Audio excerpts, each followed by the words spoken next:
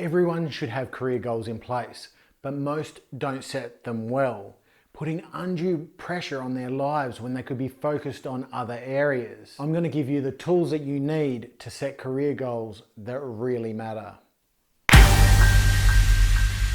Just lead. To make a change, I'm going to talk about myself. When I was in high school, my life was headed directly for the Navy. As a teenager, I was a Navy cadet and I really enjoyed that lifestyle, and it's something that I thought I could turn into a career as an adult. I sat my interviews, I did my medicals, and I sat the psychological exams. I was one of 120 Australian kids to get an education award. All I needed was to get the results I needed in my exams, and then I was heading to the Australian Defence Force Academy to become a naval officer. And I still remember it like it was yesterday. I was in chemistry class. Me and one of my mates got into a heated debate about what it actually meant to be in the military. And it was the first time I'd ever vocalized it and the first time I ever thought about it.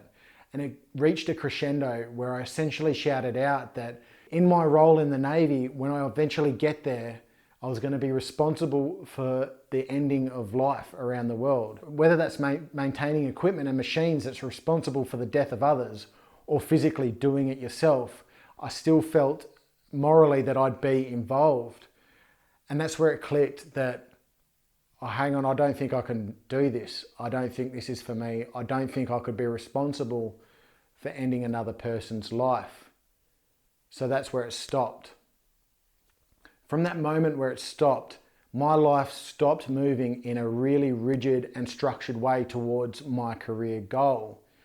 I transferred the degree I was going to do at the Australian Defence Force Academy to the University of Western Australia. Went and did engineering and physics down there. And I was kind of freewheeling it and doing things that I wasn't sort of necessarily interested in, with no real drive and no real purpose. To a point where I ended up working in the mines, which is something I never really wanted to do in the first place. I was listing through life without purpose. It wasn't until I ended up in a job that made me miserable that I realized I needed to get my stuff together and start to put some career goals in place to start moving in a direction that I was actually happy to move. And this is how I did it. You first need to understand who you are, what makes you excited, and what makes you want to tear your eyeballs out. Everyone is different and it's going to lead to different career plans. You need to ask yourself some of these questions in order to work out where you're going and who you are. Are you someone that can sit at a desk all day, or do you need variety? How flexible are you with working hours? Are weekends and long shifts off limits? How does responsibility sit with you? Are you comfortable taking the blame when things go wrong? Are you comfortable making decisions? How much do you need to earn? Not want, need.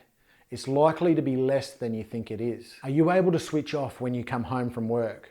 And if not, are you happy carrying that burden when you come home? Do you need autonomy? And can you take criticism? And what interests you? Are you excited by people leadership? Or do you like to get in and get the job done yourself? When I asked myself these questions, I knew that it was people leadership that I loved, that I would work almost any hours in any situation in order to take on a people leadership role. One of the questions you need to ask yourself is, how much money do you need? Not how much money do you want. You shouldn't be hunting a career based on the financial impact of that decision. It's going to get you into a career path that's not necessarily going to make you happy. When I started at BHP, I had lofty dreams of wanting to be the CEO.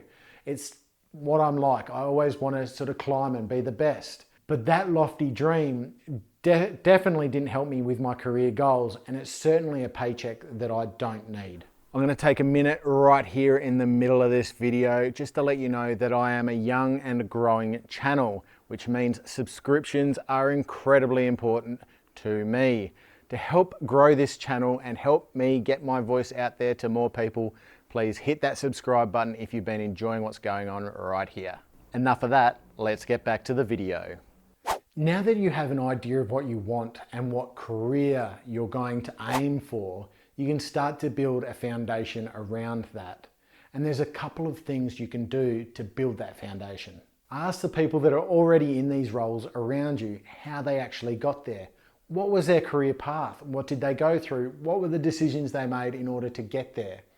Every path will differ, but it will give you a good indication of some of the things you'll need to do in order to get into that role.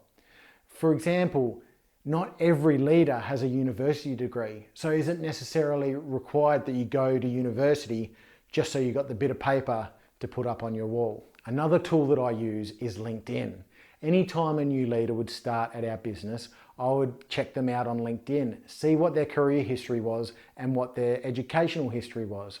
This would give me ideas on the sort of study that was out there and the pathways that others took to get to the roles that they're in. You might look at my LinkedIn history and think that it's fairly different from other people's history in the same position that I'm in, but it also compares similarly to others that are out there. My career path might be something that you can use. From here, you want to write down a 1, 5 and 10 year plan, or a 1, 3 and 5 if you don't want to look so far in the future.